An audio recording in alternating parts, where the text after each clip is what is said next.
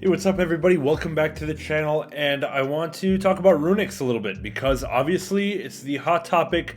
Joshua Schmidt just won YCS Bologna with Runick Bystial, which is awesome. Like really unique, kind of innovative idea, and that's all really cool, and I know there's a lot of popularity around the Runick engine, but unfortunately, if you want to play the Runick Bystial engine, it's going to cost you quite a bit of money. Quems jumped right up to like $60 to $70 a piece. You do need 3 of those. You need to play Dispatter, which is another like 30 bucks or something. You need to play Dualities, which are another 18 bucks a piece right now. So we're talking for the whole deck around probably $500 or so. And that's not within everybody's budget. I'm here to remind you that an alternative exists. A little bit cheaper version of Runics that you can play that is a very similar play style. I think probably the most similar play style to the Runick Bystial list.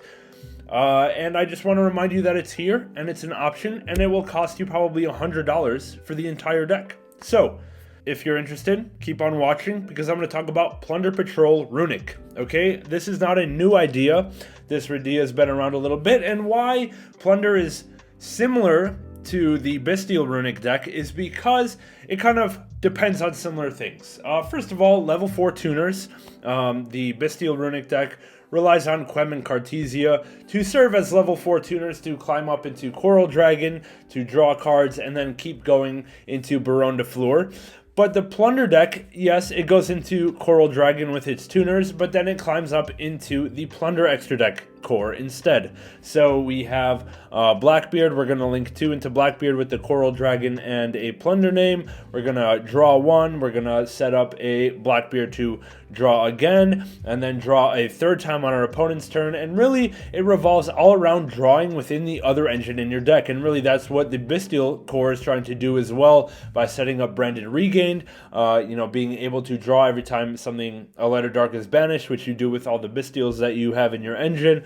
And it's a very similar concept, really. It's just setting up level 4 tuners and a constant draw engine.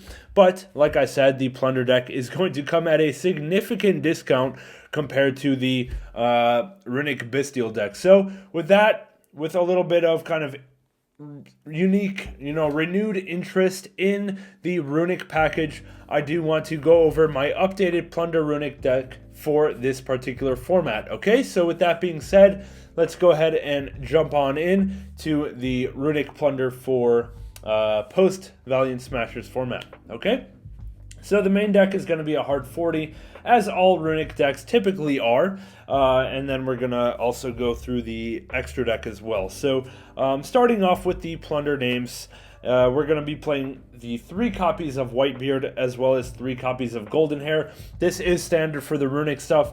Like I said, our whole engine kind of relies on us having the level 4 tuners, and that's where the Whitebeard and Golden Hair come in. They're both the level 4 tuners of the Plunder engine, okay? And then the rest of the Plunder names, we're going to be on 2 Bluebeard, which is just an extender if you control another Plunder monster. It's also a discard 1, draw 1, which is very nice for fixing hands or digging for an extra Runick card. It's really an important piece of the puzzle here. We have 2 copies of Black Eyes, which is huge for recursion, which is huge for keeping up hand advantage. It recycles your Plunder names and so forth. And then we have the 1 copy of Redbeard, which is kind of standard and kind of necessary just because it's our best play. If all we have is Whitebeard that gets cleared, we can float into a Redbeard, which can access our whole Plunder Patrol extra deck. So it's just a nice piece to have. And remember, you do need to play like a minimum number of Plunder cards to use as ammo for the ships. So while other Runick decks might be able to get away with a smaller secondary side package, the Plunder deck kind of relies on having enough Plunder ammo to be able to fuel the rest of the engine. So we do need to play all of these names and at these numbers. And then for the other Plunder cards, the spells and traps, just 1 copy of the field spell and 1 copy of the trap booty. Okay, so the field spell is only at 1 in a typical Plunder list like Plunder Adventure. Field spell is very important for the whole engine, but in this case, Of course, we're playing Runics. We're going to want Runick Fountain as our field spell that's active, so we only want to play one of this. Plus, this one can reset itself to the field if we want to. So, you know, if we need to push for game, if we have a battle phase with a whole bunch of Plunder cards, this will boost all of our attacks, so we can always set that back whenever we need. And then Booty is going to be a second spell or trap. First of all, to search off of Mowork to keep up our hand advantage, but also to recycle some of our Plunder names. Because the extra deck space is a little bit tighter because we have to fit in the Runick cards, we do value recycling some of those extra deck names back into the extra deck with Booty. Instead of using the Monster Reborn effect, we can just shuffle those back in to keep our engine rolling instead, okay? So, that's going to be it for the Plunder lineup. Now let's move on to the, we'll go through the Runick lineup next. And it's going to be a standard Runick lineup that you'll see in the Runick Bystial deck, in Runick Sprite decks, in Runick Plunder decks. It's almost always the same Runick package that you're going to see. So we're talking about 2 copies of Fountain, which is the maximum we can play, but still 2 is going to be just fine anyways. 3 copies of Tip for the search. 3 Freezing Curses, which is the effect negate, kind of like Forbidden Chalice. 3 Runick Destruction, which is a pop of a special summon monster. We have, oh no, Runick Destruction is the spell or trap destruction. 3 Flashing Fire, that's the pop of a special summon monster. 3 Slumber to protect our monsters, and Slumber is very important to play at 3 because it's always activatable, even if our opponent doesn't have a field, as opposed to all of these which kind of interact with our opponent's cards. If our opponent doesn't have cards, Slumber is going to be really nice if we need one more Runick spell activation. So that's where the Slumber is, and then 1 Dispelling and 1 Smiting Storm, okay? And that rounds out our full Runick lineup here. This is going to be fairly standard. If you need to cut something, Smiting Storm is going to go, but I like to kind of max out on the Runick cards just to ensure that we can keep our Runicks flowing really well. And now let's move on to our non-engine. We have, let's see, 8 slots for non-engine, not bad. And this is kind of up to you what you want to play in the non-engine slots, but for me particularly, I'm going to roll with 3 Ash.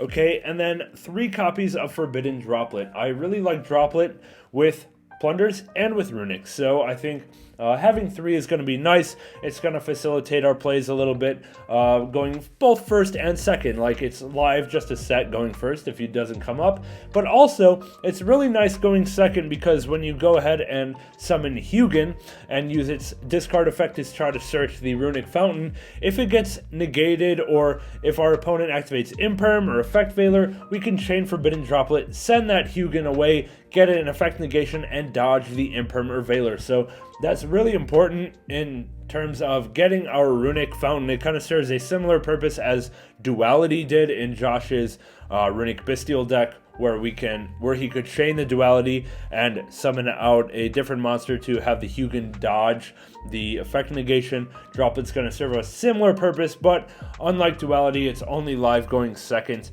But you know, you can, if you are going first and you draw the Droplet, you can set it and consider using it from there. Or another target for Droplet is that when you have Runick Fountain up, after you've gone through your Runick stuff on your opponent's turn, and you've drawn with Fountain, you can just send the Fountain as Droplet cost in the next turn, summon a Jerry, return that Fountain to your hand, and recycle it that way. So you typically have fuel for Droplet when you're going first and just setting it. And then the last 2 non-engines I'm playing are 2 copies of Triple Tactics Talent, okay? If you want to play more hand traps, if you want to just play 8 hand traps, I totally understand. I would play 3 Ash, 3 Nib, 2 Veiler probably, and you want to play stuff that you can use when you draw it on your opponent's turn. Like, you don't want to play Imperm necessarily, because if you draw Imperm on your opponent's turn, when you have a board, you can't set it or use it or anything like that. So I think Ash, Nib, and Veiler are going to be your go-to options if you are to play only hand traps. But personally, I like Ash, Droplet, and Talent. It's good going first or second. If you get hand trapped on your turn going first. Talent to draw 2 to try to keep your engine going is going to be fantastic, okay? So this is going to be the main deck. Very similar in concept, again, to the Runick Bystial deck that just won the YCS. We do have level 4 tuners. We have an engine that draws you cards on both your turn and your opponent's turn and just keeps up hand advantage, kind of like the Bystials do, kind of like Branded Regain does, and so forth. The difference is going to be mostly in the extra deck package and what that brings to the table. Now, if we look at the Runick Bystial deck, we're going to be relying on Barone and Dispatter and a lot of level 6 synchros and that kind of thing, trying to get into kind of like big negates on our board. But the Plunder cards are more so focused on removal. So let's go ahead and talk about those really quick and go through our extra deck. So it's going to be similar to the extra deck that I showed in my previous Plunder Runick profile probably 3 months ago when I did take it to an OTS championship and got my invite with it. We have 3 copies of Blackbeard for the Plunder names, and then 2 lists for the lights, 2 Mowork for the darks, 1 Bran, and 1 Jord. Okay, so of course, Jord can recycle itself. You only ever need to play 1, but the 1 Bran, we're going to just stay at 1 just for the extra deck space. You know, it does provide attack buff, but we are usually without a battle phase anyway, so that doesn't come up very much. And worst case, we can recycle either of these 1-ofs with the copy of Booty, the trap card, okay? Then we have 2 copies of Mowork. Mowork is kind of vital in the Runick deck because we don't have a battle phase, so we do have to clear our opponent's monsters, and Mowork comes up very frequently. You do summon both. If I was to cut 1 card out of here, it would probably be 1 copy of Lists. You don't always go for 2. You quite often do, because when you go for your Jord combo, you summon the light token to your opponent's field, then you summon your first list, and then if you ever wanted to make a second one, you just might not have it. So for that reason, we play 2, because often on turn 1, we make the first one, and then we just want 1 for later. But, you know, if we had to cut something, it would either be 1 Blackbeard or 1 list. I think probably the list is more cuttable, because the 3 Blackbeard, this is like the core of your engine. All right, on to the rest of the extra deck. We have 9 slots here. The other 6 are going to be 2 copies of Hugin.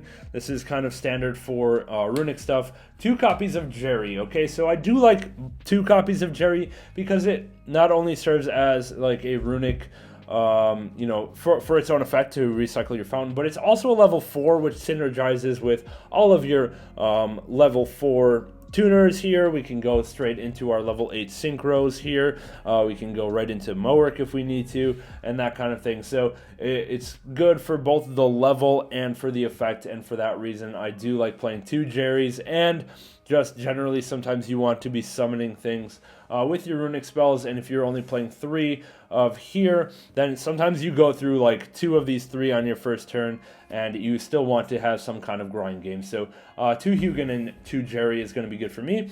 1 copy of Coral Dragon for the typical combo where you draw an extra card on your first turn. And finally, of course, if you don't know what's coming, like, come on, this is December 2023, 1 copy of SP Little Knight. Now, I said this is a budget build, yes.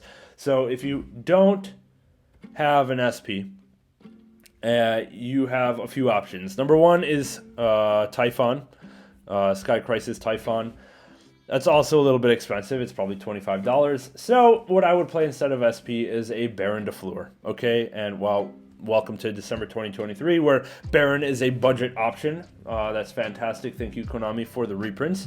But Baron is definitely accessible, both through your combo with like Coral Dragon plus a level 4 non-tuner, such as another Jerry, that will get you into Baron. Also, in the side deck, you typically play Bystials, like Magnamut and Druid Worm, where if you summon one of those and have one of your level 4 tuners, you can go directly into Baron de Fleur on your opponent's turn. So, many ways to access Baron in this list, and for that reason, I do like to play one, and I would love to play one here, but it's just so tight on space that we have to play like all of these for engine requirements essentially, and I don't have room for Typhon or Baron, and that kind of pains me a little bit.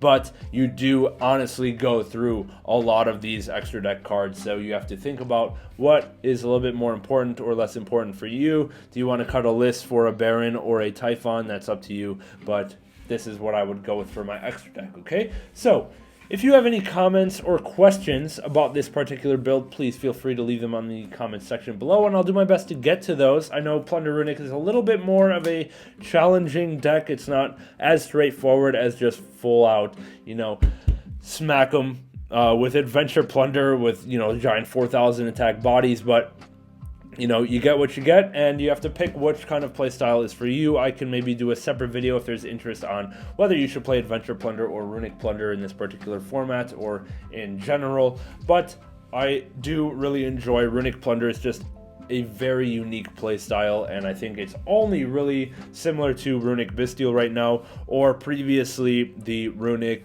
Naturia. That's also a similar kind of style of deck where you have level 4 tuners. You're just building up hand advantage, you're drawing every turn, you're setting up unique extra deck monsters based on that engine. Naturia Runick can play like Naturia Beast and Barkion, that's awesome. Plunders can go through the whole Plunder extra deck engine, that's awesome. Runick Bystial can go through all of like the Dispatter and like more easily makeable level 10 synchros, and that's really cool too. So it all depends on what kind of engine you want to go for and what your budget is. So let me know what you guys think of this deck profile in the comments below. Leave a like, subscribe to the channel if you're enjoying this kind of content, and with that, we will see you guys in the next one. As a quick reminder, if you want a little bit of tips on how to play the Runick Plunder deck, I do have a Runick Plunder test hand video out on my channel. I'll leave that link in the description below, and I really recommend just building it yourself, either in person or online, and just going through test hands, because it takes a lot of practice, it takes a lot of repetitions to know what to do in which situations. And I would just recommend watching test hand videos, whether it be mine or DB Grinder has one as well, I know that. And then there's probably there's a couple feature matches from previous YCSs in the last 6 months where there are Runick Plunder players on stream, so you can watch those too, and I really think those are the best ways to learn how to play this deck. Just practice and watching others go ahead and do it. And I'm not perfect at it, and you won't be either to start off, but hopefully with enough practice we can both get there eventually. So yeah.